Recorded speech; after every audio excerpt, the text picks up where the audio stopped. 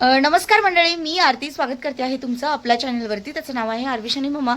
मंडळी, आज आहे मंगळवार आणि काल जेव्हा मी बाईंसोबत किराणा भरायला गेले होते 2 दिवसाआधी, तर बाईंना मी सहज बोलता बोलता बोलून गेले की पुरणपोळी खूप दिवस झाले खाल्ली नाही आहे बाई म्हणून. तर मग बाई बोलल्या ठीक आहे चालेल. मला त्यांनी काल कॉल केला, त्यांच्या ते लक्षात होतं आणि त्यांनी मला कॉल केला आणि सांगितलं ठीक आहे बाई म्हणे उद्या मी पुरणपोळी बनवते, तुला खायची होती ना. तर मी म्हटलं हां. आणि मी असं नॉर्मली बोलून गेले होते की बाई खूप दिवस झाले पुरणपोळी खाल्ली नाही म्हणून. मग त्यांच्या ते लक्षात होतं आणि मग त्यांनी मला पुरणपोळी बनवायचा प्लॅन केला आहे. त्यांनी मला कॉल केला आणि बोलवून घेतलं ना. ही साडी वेअर केलेली आहे कॉटनची, नंतर तुम्हाला पूर्ण दाखवेल. खणाची साडी आहे ती, जी नथची डिझाईन होती बघा मागे ट्रेंडिंगला होती खूप जास्त 1-2 वर्ष आधी, तेव्हा ही साडी घेतलेली होती मी. आणि मग तर त्यासाठीच मग आता मी चालले आहे तिकडे पप्पांकडे जेवण वगैरे करून. मग पुढचं जे काही शूट असेल ते तुमच्यासोबत शेअर करेल किंवा माझे काय कामं आहे ते तुमच्यासोबत शेअर करेल. चला मग इकडे आरविश स्कूलमधनं आलेला आहे आत्ताच. आरविश हाय कर ना. ओके चलो फिर. तर मंडळी, मी आलेली आहे इकडे, जसं तुम्हाला सांगितलं पहिलेच की मी पप्पांकडे चालली म्हणून. तर मी इकडे घरी आली आहे आणि आता किचनमध्ये जाऊन बघूया की काय काय स्वयंपाक आहे ते किंवा काय काय तयार झालेलं आहे, बाई काय करतायत किचनमध्ये. चला मग. स्वयंपाक होत आला आहे, आता फक्त भजी बनवायची आहेत आणि भजी बनवण्याचा पहिले ह्या ज्या कुरड्या आहेत ना त्या फ्राय करून घेते मी. आणि भजीचं द्या इकडे. तर इकडे बघा भजीचं हे बाईंनी रेडी करून ठेवलेलं आहे आणि आता मी भजी काढते त्याच्यासाठी. भजी पहिले कुरडई फ्राय करेल, नंतर भजी काढून घेईल गरम गरम. तेल गरम करायला ठेवलेलं आहे आता.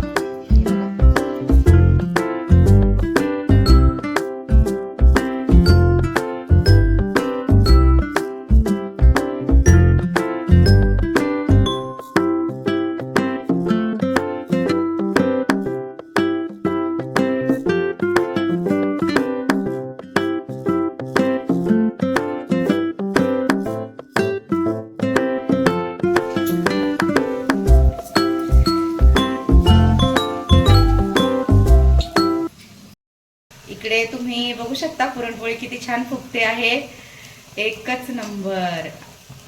आणि सुगंध असा पूर्ण घरभर दरवळतोय पुरणपोळीचा. भजी बनवली, मेथीची भाजी पण होते तिकडे.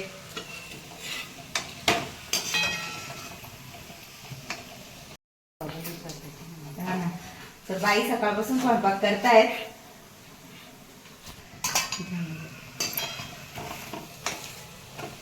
जसं मी तुम्हाला पहिल्या व्हिडिओमध्ये सांगितलं का मी फक्त एकदाच बोलली बाईंना की मला पुरणपोळी खायची इच्छा झाली. म्हटलं बाईंनी लगेच पुरणपोळीचा स्वयंपाक केला.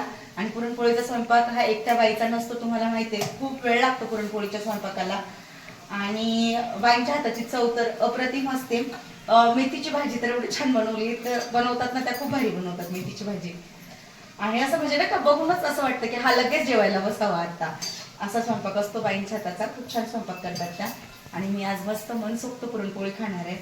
बाईंनी खीर पण बनवलेली आहे तांदळाची, ती पण तुम्हाला दाखवते मी. आता हे बघा भजी चालू आहेत.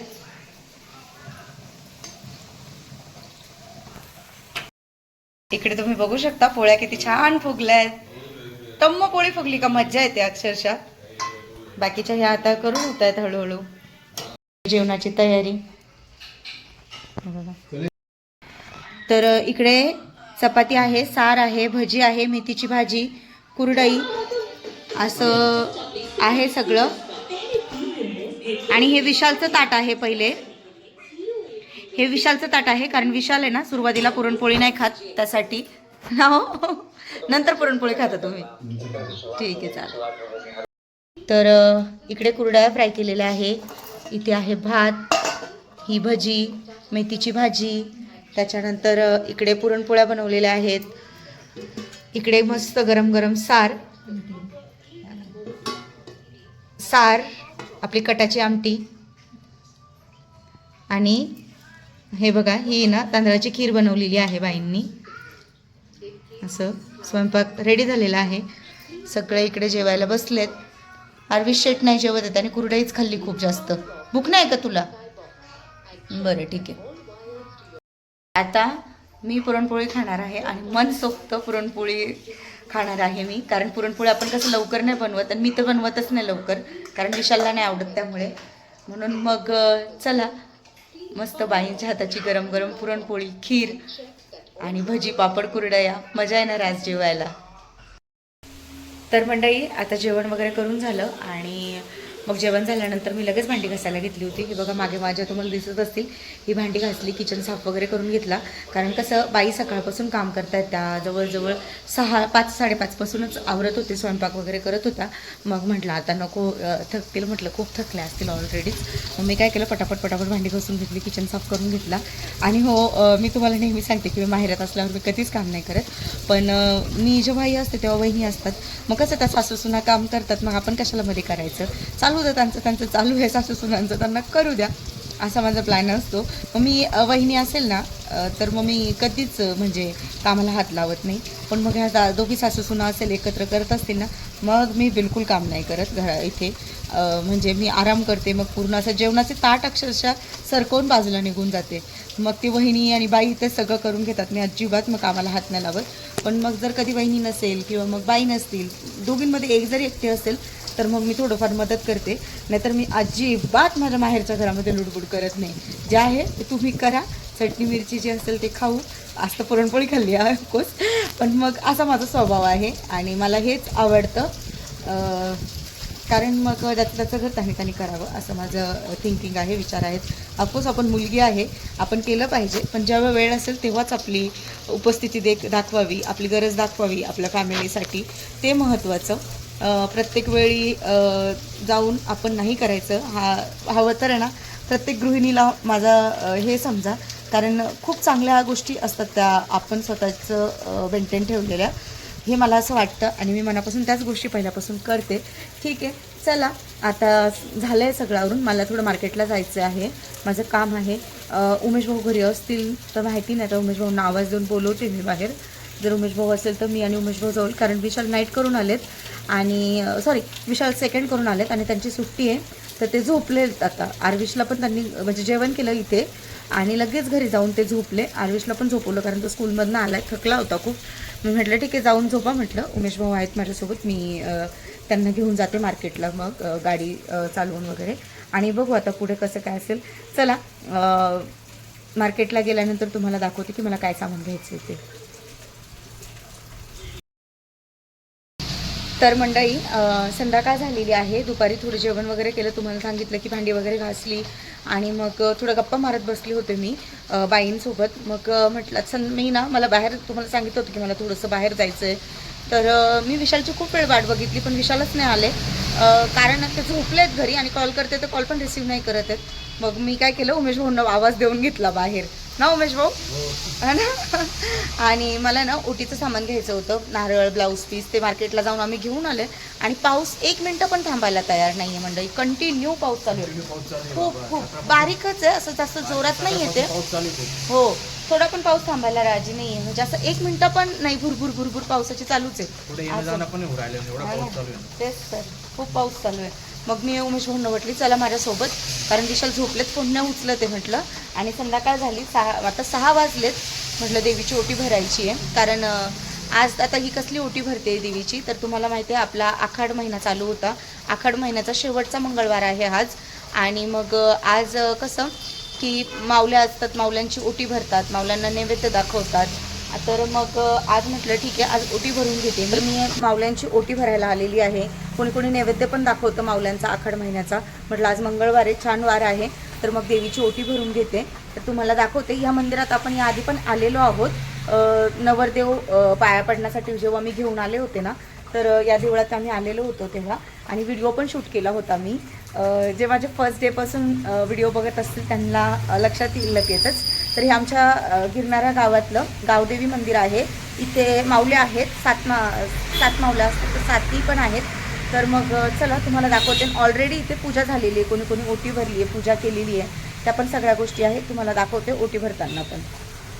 इकडे बघू शकता तुम्ही, कोणी 7 अस्त्रा पण बोलतं आणि माऊल्या पण बोलतात. हे बघा, आणि हे आतमध्ये देऊळ आहे म्हसोबाचं. हा बघा ना, हा जाऊ देईल का. तर हे आतमध्ये आहे म्हसोबाचं देऊळ, हे बघा. मला याची भीती वाटते. चावू नको ग बाई. तर हे आहे म्हसोबाचं मंदिर. आतमध्ये म्हसोबाचं स्थान आहे आणि बाहेर मावळ्यांचं स्थान आहे, म्हणजे साठी आसऱ्याचं.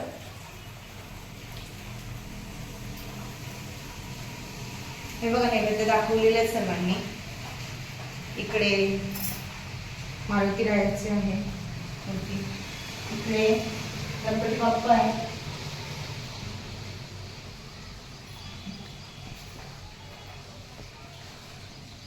शिवलिंग बघा कशी दगडाची. तर चला आता देवीची ओटी करू बाहेर आपण साठी आसऱ्याची. चालू होता, आम्ही गाडीवरती आलो आणि मग कुंकवाचा जो कुंजू असते, करंडा असतो, तो मला काय आणायला जमला नाही. मग मी हे बघा पेपरमध्ये हळदी कुंकू घेऊन आली आहे, कारण का पूर्ण भिजून गेला असता करंडा, पूर्ण ओला झाला असता, त्यासाठी म्हणजे हळदी कुंकू अक्षदा घेऊन आली मी. असं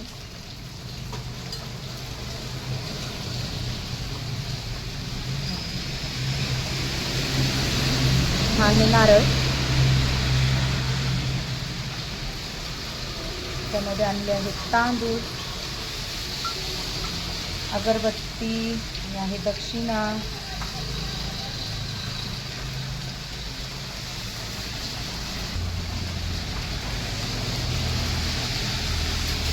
अगरबत्त्या.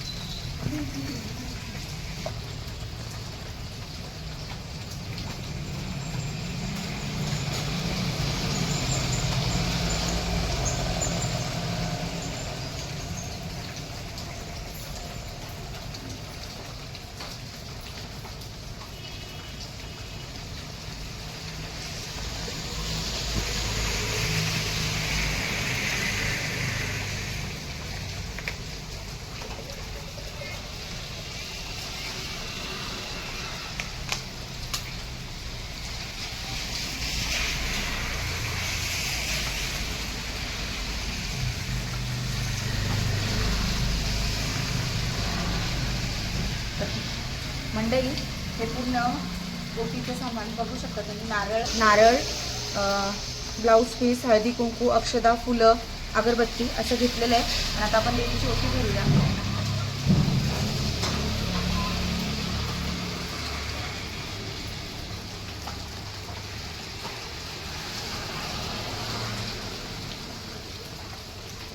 हे बघा, मी तुम्हाला जसं सुरुवातीला सांगितलं की आखाड महिना आहे आणि आखाड महिन्याला माऊल्यांना नैवेद्य असतो. तर हे बघा, माऊल्यांचा नैवेद्य त्या ताई देत आहेत.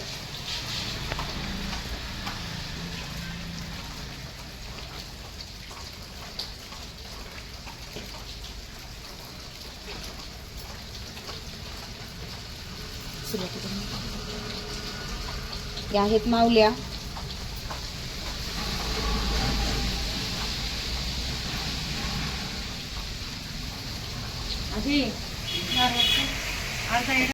नैवेद्य असतो, दही भाताचा पण असतो, कुणी कुणी पुरणपोळीचा करतं, कुणी दही भाताचा करतं. असा मावल्यांचा नैवेद्य असतो आखाडामध्ये.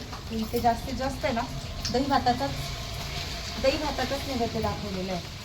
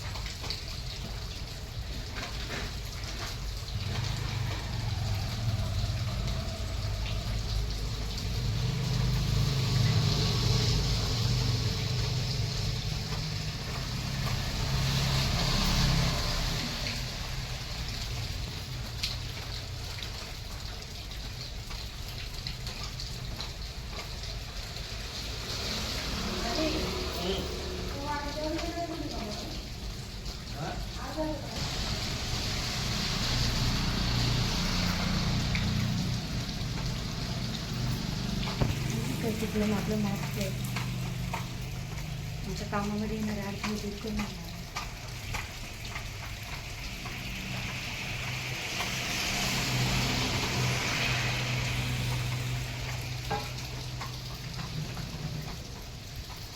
तर मंडळी अशा प्रकारे आमची माऊल्यांची ओटी भरून झालेली आहे.